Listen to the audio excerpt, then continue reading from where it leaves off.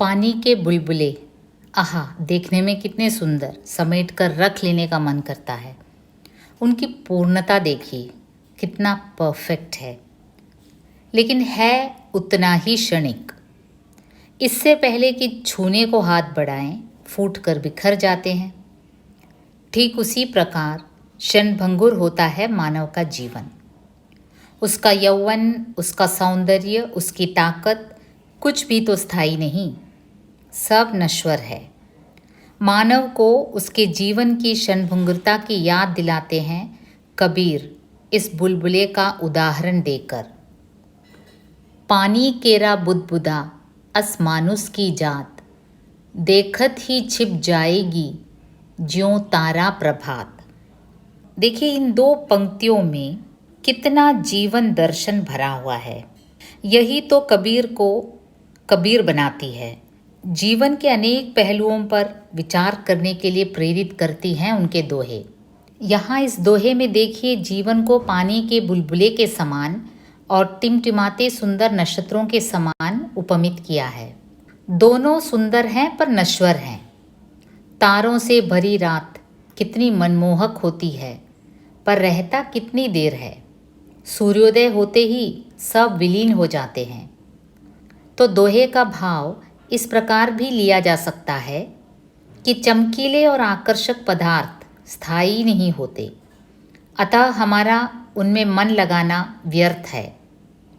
कबीर मानव को भौतिकता से ऊपर उठने का संदेश दे जाते हैं।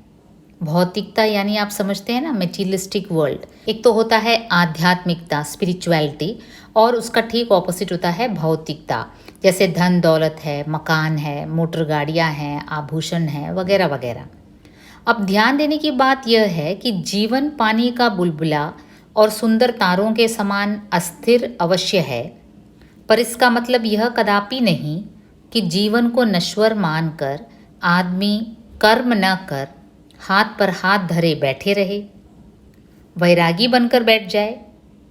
वैरागी जानते हैं ना, जिसे संसार के सभी वस्तुओं एवं सुखों से विरक्ति हो जाए, वो वैरागी नहीं। ऐसी बात नहीं है। मानव जन्म अनमोल है।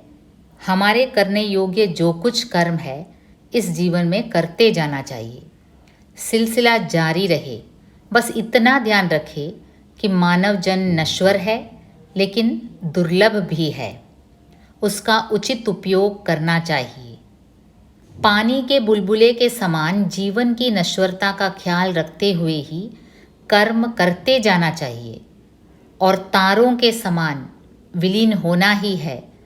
अतः मन से अहम भाव को हटाकर ईश्वर को जानकर जीना चाहिए।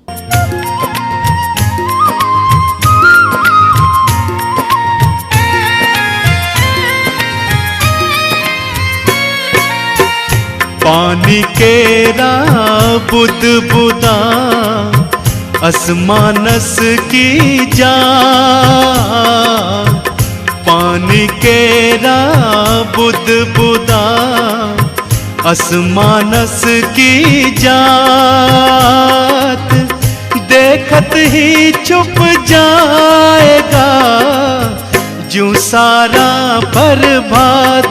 कबीरा ज्यों सारा प्रभात।